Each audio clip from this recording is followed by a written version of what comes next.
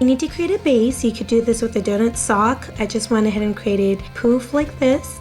And this is going to be a great base for where we're going to be structuring our hair. So we're going to take a strand of hair. So I'm going to take about a section like this. I'm going to split it in two, and then I'm just going to twist it like this. Go ahead and do that all the way down. Once you get to the end of the hair, you want to kind of position it going around that base that we created at the beginning. Now while we're doing this, you might notice that the little twisted ends, because we didn't tie them off with an elastic, so you might need to kind of just twist it as you're going along while you're pinning it into place. So you can see that I'm doing that here, and lightly I am pinning that into place so that it doesn't come undone. So at this point we should have about 3 sections of hair, one on each side at the front and then one at the back. I'm going to take a section right from the front, split it into 2, twist it all the way down, and then wrap it around as so. No really technique to how you're wrapping this. Layer them on top of each other so it has that kind of circular formation as if it's a very high bun. That's why if you start out with a bun, that's actually, you know, great as well. And you can see that I'm leaving a little bit of the ends out that are curled, so that way it looks like that we have a whole bunch of pin curls. But this is a lot more quicker technique than creating the pin curled hairstyle. So you want to go ahead and just twist, twist, twist, and keep wrapping, and you want to just continue this process throughout the entire head. So I'm just kind of going in kind of a order. I'm doing the left side, then the right side, then the back, left, right, back. So it kind of gives me a kind of pattern throughout the hair.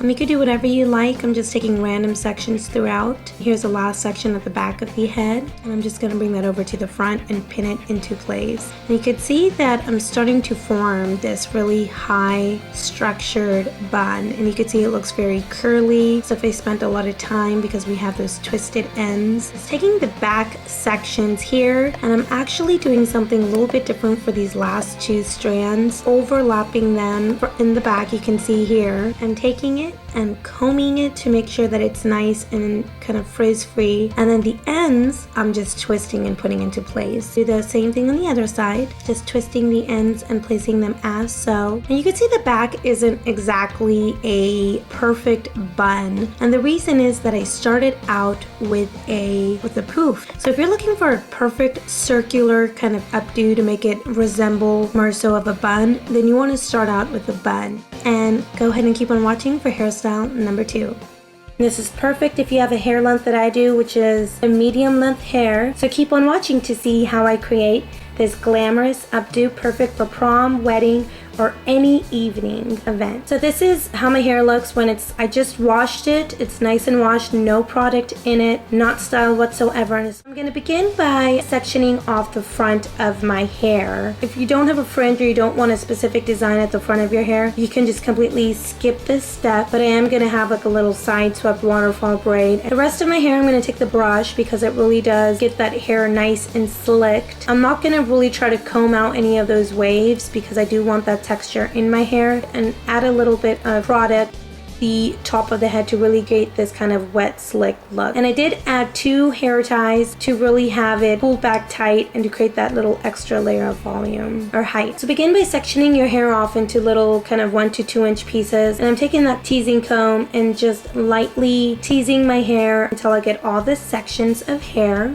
and kind of spritzing a little bit of that hairspray as I go along to hold that tease. I know everybody's not a fan of teasing. If you don't want to tease your hair, you're going to get plenty of volume with the donut volume, and the height is starting to form.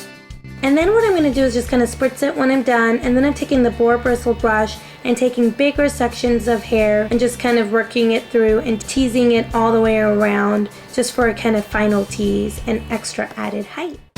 You should have something like this. Okay, so we're going to take the donut bun and just work it just like the scrunchie over the hair tie that we had earlier. So I'm just going to put that one time right over the hair tie as so. And then I'm going to take the other donut bun that I created out of the leggings and work it one time once again over that. So nice and simple. Place, and it's going to also give you extra volume and height. So you should have something like this. And now we're just going to take the normal donut bun, kind of ballerina bun technique. That's just taking all of the hair and evenly kind of placing that all around the head as so. And then normally what we would do is just create a nice tight bun here. So what I'm doing is just taking small sections, about 1-inch sections of hair, and kind of curling that into like a little C or U. I don't know how to explain it, but as you can see here, I'm just taking that and leaving about 1 inch. I'm just pinning it into place, leaving a little bit out. So I'm just kind of covering the donut, concealing that with my hair, and kind of creating this little cascading kind of curl effect, and leaving little loose ends on the ends of the hair. And you'll see why when I'm done with this. So go ahead and do that all throughout the hair, and kind of tease as you go along according to where you need more height. And when you're all done with that, you want to go ahead and hairspray. And when I get to the back of the hair, I am purposely leaving a few strands kind of randomly, so I have little loose curls kind of hanging throughout the hair, and that's what really gives it that kind of romantic, effortless look.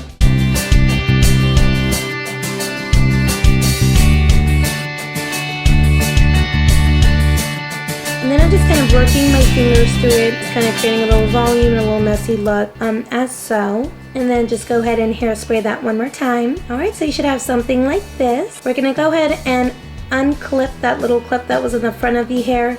You can do several options with this look. I actually tried teasing it first and creating a kind of big old poof in the front, but then I decided I wanted it to look a little bit more wearable. So what I did here is I created a little waterfall braid. And for those of you who don't know what that is, you're just creating a braid alongside the side of your hair, and as you braid a few strands, you're letting go of the strand closest to the face and picking up a new strand from the hair that's at the side. You're going to continuously repeat that until you get as far as, I like to go as far as like to where my ear is. Once again, I'm braiding a few strands, letting go of the front strand that's closest to my face, and picking up a new strand, and then putting that new strand into the braid and braiding it where I left off. 5 strands coming out of that waterfall braid, and then I'm just gonna take the strands and not add any more strands of the hair, just braid that all the way to the back of my ear. Then I'm going to just pin that all the way to the back of the bun.